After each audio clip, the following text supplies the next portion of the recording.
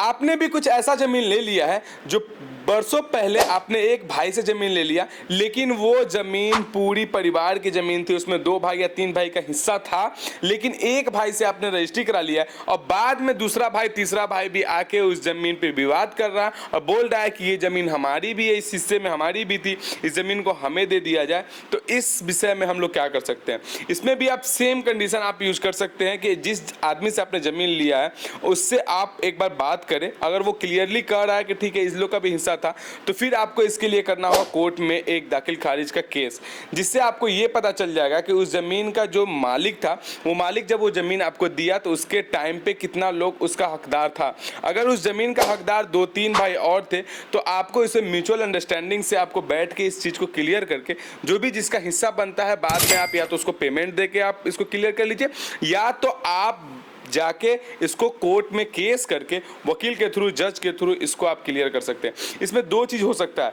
कि अगर वो ज़मीन आपने रजिस्ट्री कराया, म्यूटेशन करा लिया, दाखिल खारिज हो गया, पोजीशन में भी आपका है, तो अब ये चीज़ नहीं हो सकता। अगर वो लैंड पे आप 30 साल से ज़्यादा पे रह चुके हैं तो अब वो ज़मीन ऐसे भी आपकी हो सकती है, वो आपकी ज़मीन है। आप उसको कुछ नहीं कीजिए, एक थाना में अर्जी लिख के दीजिए, FIR कॉपी पे आप लिख के दीजिए कि ये ज़मीन हमने उनके भाई से लिया था, 30 साल से हम उस 25 साल से उस ज़मीन पर रह रहे हैं, इसका ज़मीन का दाखिल खारिज भी सब कुछ मेरे नाम पे हो गया, तो उनका ये चीज़ गलत प्रूफ हो जाएगा और वो ज़मीन उनका हकदार आप हो जाएंगे। लेकिन आपने वो ज़मीन उनके बड़े भाई से लिया है या छोटे भाई से, किसी एक पार्टी से लिया है और 2-3 भाई का भी हिस्सा उसमें है और आपने सिर्फ ज़मीन रजिस्ट्री कराया है, म्यूटेशन नहीं कराया है, तो हो जाइए सावधान, वो ज़मीन आपकी नहीं होगी, क्योंकि उस ज़मीन पे सब भाइयों का हक है। वो भाई फिर ज़मीन चाहेगा तो वो किसी और से बेच सकता है और बेच के किसी और पार्टी के नाम पे म्यूटेशन भी करा सकता है।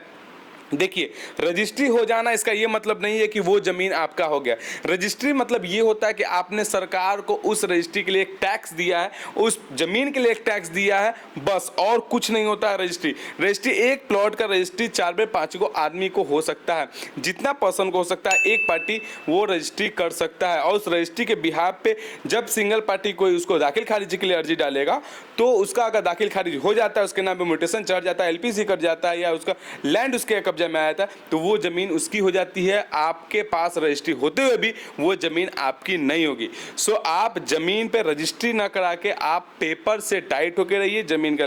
जो भी पोजीशन है आप ज़मीन का पोजीशन लेके तभी ज़मीन में काम कीजिए। बाकी की डिटेल्स के लिए आप हमें फॉलो करिए। मेरा नाम है Arshad, easy property solution Bihar. नमस्कार।